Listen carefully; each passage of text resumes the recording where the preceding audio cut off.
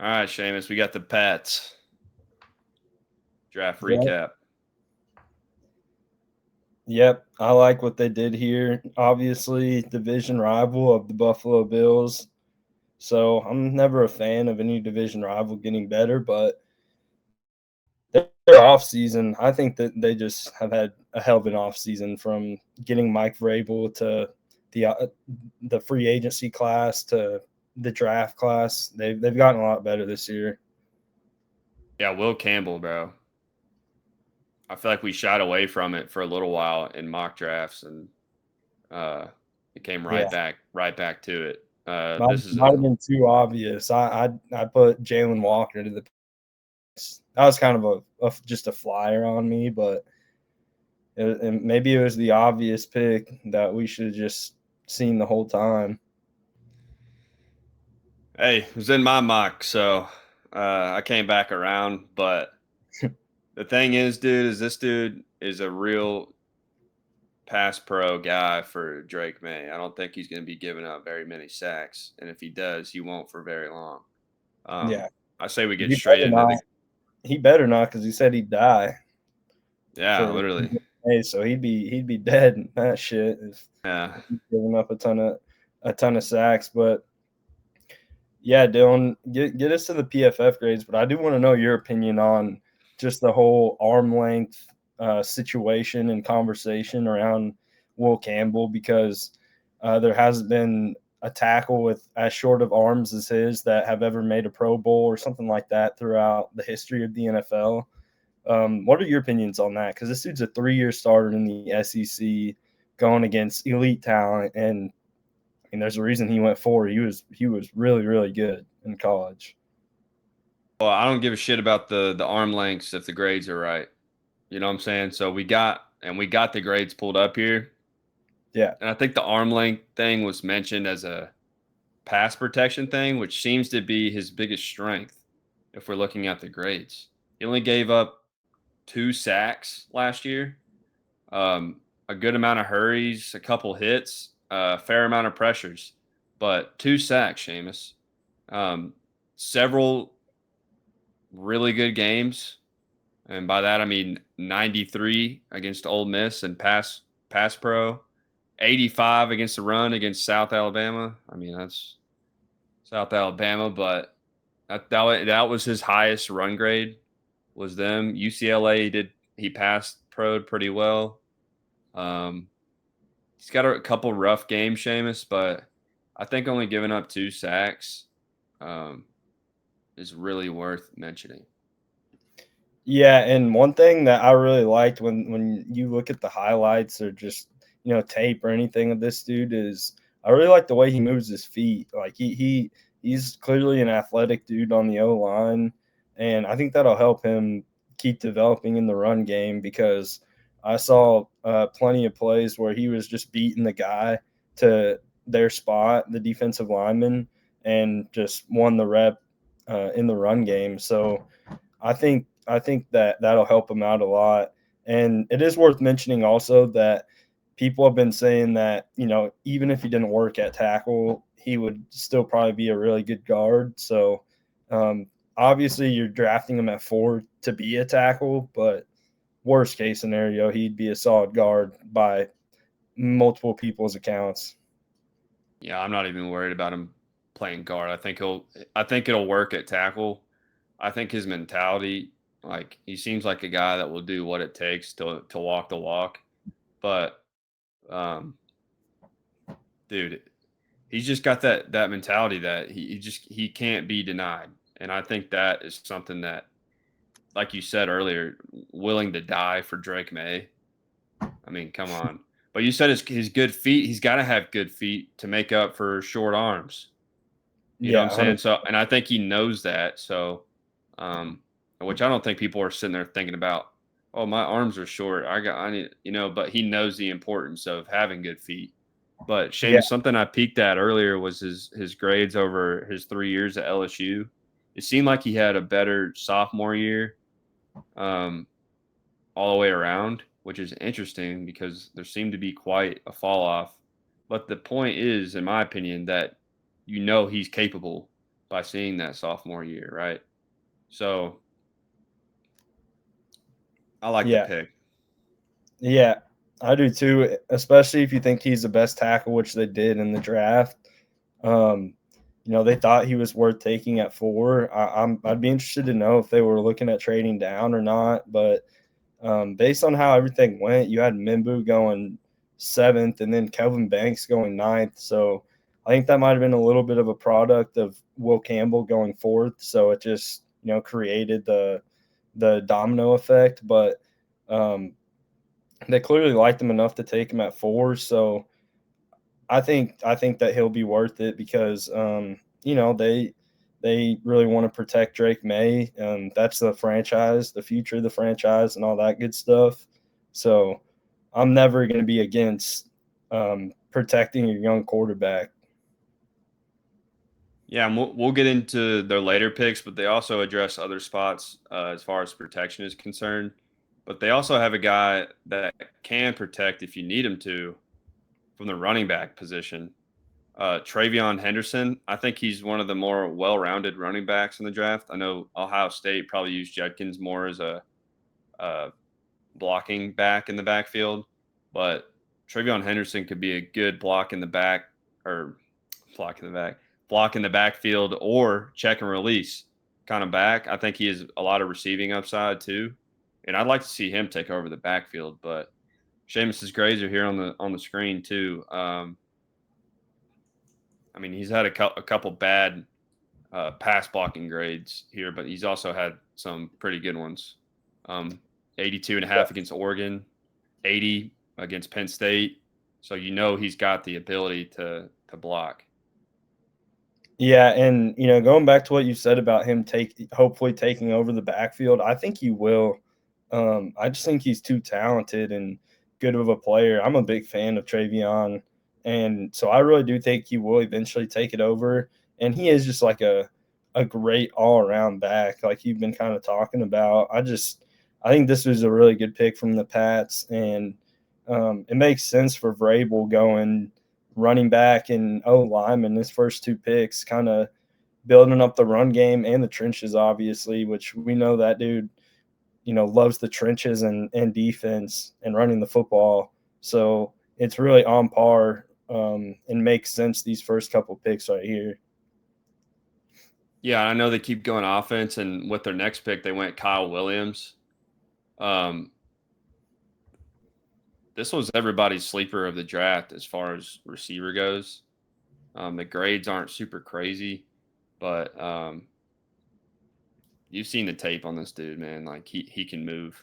I know PFF said he averaged 9 yards after contact or after the catch, so Yeah. he's good with the ball in his hands. He can get open. He seemed very quick from the videos I've seen of him.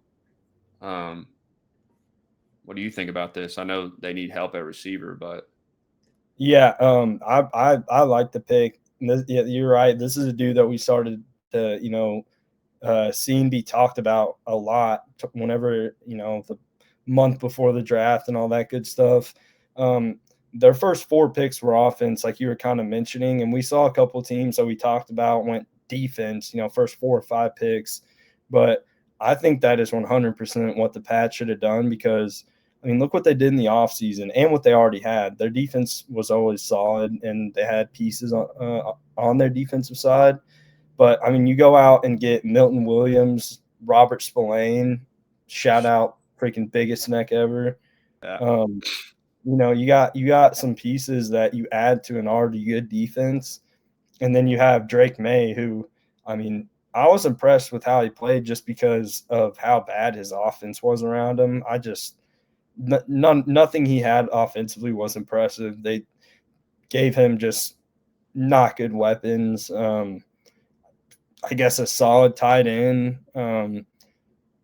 running back core that's just completely mediocre in my opinion, and just not a great O line. So I really like that they made put an emphasis on getting a receiver, a running back, 2 O linemen, as we'll see. But I really like this, and um, yeah, I could see them feeding this dude a lot this year. They have a lot of kind of their receiving room is just kind of interesting and a little weird to me right now because they bring in Diggs, they have this dude, they have Pop Douglas, they have Jalen Polk, who they spent a high second rounder on, um, and they still have Kendrick Bourne, just a lot of names. So I'm interested to see how it kind of works out.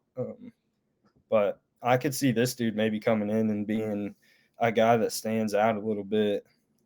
Yeah, I think as of last year, I would say Douglas was probably the better receiver on the team.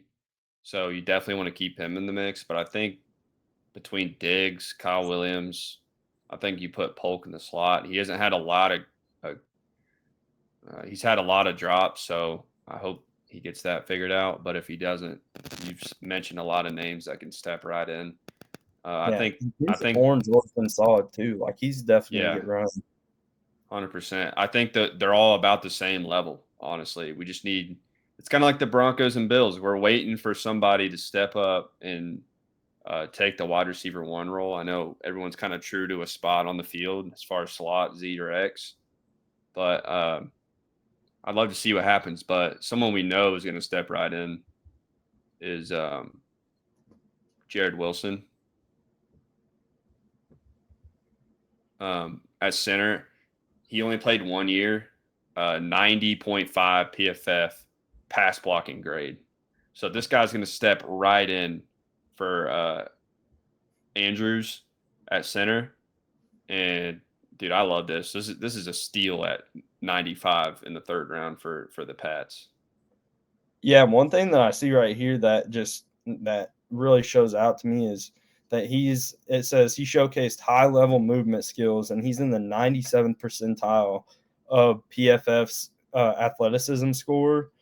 And first of all, that's huge. If you have linemen that can move, it really kind of opens up what you can do with the O line in terms of pulling and getting to the second level and all that kind of stuff. But this is a dude that was considered the best center, true center in the draft, and you're getting him in the third round at 95. You got to love that if you're a Pats fan. That's really good value. And like I mentioned, their O line was not good last year. It definitely needed improving. They needed to beef it up. They needed a lot of stuff offensively. But these first four picks are really good. I think you're just helping out Drake May. That's the future. That's the you got your guy. So you want to make sure that you build everything you can around him. Look at what the Bears are doing. I don't think we've said it, but I don't think we've seen a team build around a young quarterback as much as Caleb Williams. So I think the Pats are going with the same kind of mindset, maybe not as aggressive as the Bears, but I think what they're doing is just good, team building and strategy. Yeah, dude. I'm looking at their safety room because their next guy is Craig Woodson. I know there were some off the field issues with was it Jabril Peppers. So Yeah. we'll see what happens with that. Craig Woodson could be the guy that fills in for him. PFF had a guy, I think it's Dale Pettis. We did a little bit of research on him for our breakout players video. Check that out if you haven't. I thought about putting Dale Pettis on there. He was primarily a special teams guy, but he played pretty well at safety, especially in run fits. So I think that guy will be playing if Jabril doesn't. But Craig Woodson could also be that. Um, Run defense and coverage grades above 85 from PFF. So you're starting to get depth at safety, especially if Jabril Peppers is in the mix. But Mapu as well could be in the mix. So Yeah, they have a pretty Mapu's deep room. yeah, 100%. And safety is one of those positions too that I feel like you can get a really solid one pretty consistently right in this range in the fourth round. So I I I wouldn't be surprised if maybe he's a solid guy for him. Definitely a guy that steps in on special teams right away, and he's got the last name Woodson, so maybe he channels his inner Charles Woodson, if you will. So, but it'll be interesting to see what happens with him. Yeah, it's definitely a crowded room, but just like receiver, man. This is the type of atmosphere you want on a team, especially in the offseason. Have a deep room where it's hard to tell who the guy is, and then you start seeing the big dogs come out and step up. This is a good Patriot way type of um, roster so far. Yeah. Their next pick at 137 was Joshua Farmer. Um, I do want to say during the draft, I think this was uh, who they had rated as the highest player on the board, or one of them. Let me move it up so the recording can get it. But 3 sacks, 17 hurries. Not the best pass rush grade, but Yeah. what do you think? Yeah. Well, yeah, it says he had 6 sacks, 3 QB hits. So Oh yeah, my bad. he can looks like he can get home a little bit. That Florida State D line from last year, especially if this dude played on it, it's pretty loaded with Jared Verse and Brandon Fisk. But you just build in the trenches. I kind of mentioned it with what Vrabel likes to do. He's a former, linebacker, so it makes sense. He wants to build in the trenches. He understands how important the trenches are for football in general and the success of a team. And so I'll never really knock a team for going in the trenches on either side of the ball unless it's just like a crazy reach in the first round. But yeah, I think rotational guy that comes in and maybe provide some uh, hurries, pressures, or sacks for him. We've mentioned it a lot, especially with their next pick. Like these guys can be rotational guys, and if you keep them fresh, they can perform, right? Especially if the O line's freaking gassed. But Brady Swinson is their edge guy they got at 146 in the 5th round. PFF has him 47th on their big board, and he had a 91.4 pass rush grade overall. Uh, Dude, how about that in a rotation?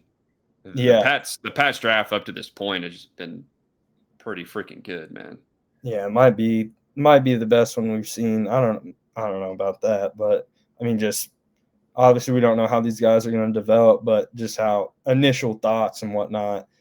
This is one of those things where I don't really know how teams thought of him. If PFF was just way higher on him than all the teams were, but maybe it's some character thing. But kind of why did he fall this far? But the fact that they're getting this dude pretty much 100 spots below what PFF has him ranked, gives you a good indicator of how good of a pick it is. Probably really good. Um, he goes to LSU, so I'm always gonna like the guys that play just elite talent in the Big Ten or SEC. Um, and he's going against Will Campbell in practice every day too. I think that's an underrated part that people don't think about is how these guys that go to loaded teams are, going against the best talent in practice. So I think it's a good pick for sure. Yeah, and he gets to continue that in New England. So those two will be freaking buddies. I can only imagine if they spend their entire careers together. But I'm not the biggest guy on the special teams in the draft because I think a lot of them go undrafted. But this dude is worth drafting. I think this is the best kicker in football out of college. 18 out of 19 on his field goals and all 62 of his extra points. Um, 5 of 6 over 50. So his only miss was over uh, 50 yards. And I know this guy from college football and Madden draft classes. So I know I'm not the only one that knows this dude's going to be a dog in the NFL. Yeah, I'm interested to see though, because he is coming from Miami, how it transitions to New England. being in New England whenever it gets cold and kind of nasty outside. So, um, I mean, if he's hitting, you know, a bunch of long field goals and clearly really good, there's definitely a good chance. But that's the one thing that I'm interested to see how he transitions. Yeah, and And I'm sure that's that's something that they asked him, you know. Yeah, yeah, Um, and his name is Andres Borregales, I wanna say, out of Miami. Galez, yeah, I don't Yeah, know. 6th rounder, so, yeah, if you're spending a 6th rounder on a kicker, you gotta be good. Let's see, yeah, they had a lot of picks here. Marcus Bryant out of Mizzou, tackle. Sorry, Yeah, I'm reading opposite of Armand Membu. So honestly, right off the bat, you can immediately consider that Membu, after a while, was just stealing the show from Marcus Bryant. But yeah, not a bad pass blocking grade, 73.2 and a 75.6 run blocking grade. So that's pretty balanced. yeah. But And one thing that you really have to like, and I think helps out the getting drafted here for this guy, is that he played both tackle positions a lot, more than 500 snaps each throughout his career. Um, Having any versatility on the O line is super, super important for especially backups that are trying to, make a team or stay in the league and whatnot. And so that's huge for Marcus Bryant right here. yeah, I like this pick a lot. And honestly, when you have so many picks, Seamus, you can just start addressing long Oh my snapper, goodness. which is They drafted a long snapper? yeah, up in the seventh round. What? I'd like to know zero bad snaps. That is a big deal, but I feel like we never see bad snaps. But this is part of continuing that, right? Drafting a guy that doesn't screw up. Um, yeah, that's all you got to say. If you don't mention the guy a lot, then he's probably good, right? Yeah, I mean, if you're getting drafted as a long snapper, you better have 0 bad snaps, I ain't gonna lie. Yeah, I mean, I like it. If he screws up, we're gonna talk about it. Let's No, just say yeah, that. yeah. I mean, there's such little amount of times that we mention a snap on a field goal or a punt that wasn't good, so And all if the I'm NFL Kobe, crazy. Seamus, if I'm Kobe Minor, I'm almost pissed off that you picked this guy with your second to last seventh rounder because I don't know, man. But Yeah, yeah, he was with Indiana and Memphis, forced 9 incompletions, no picks. I mean, there's not much to say about this guy. Hopefully, he's good in the league. Um, got to be but a teams overall, guy. Dylan, yeah, 100%. Overall, Dylan, I like what the Pats did. We mentioned it already, but this is a team that's gotten a lot better this offseason. A team that I definitely think is gonna be second in the AFC East. I don't think the Jets or the Dolphins are going to be as good as the Pats.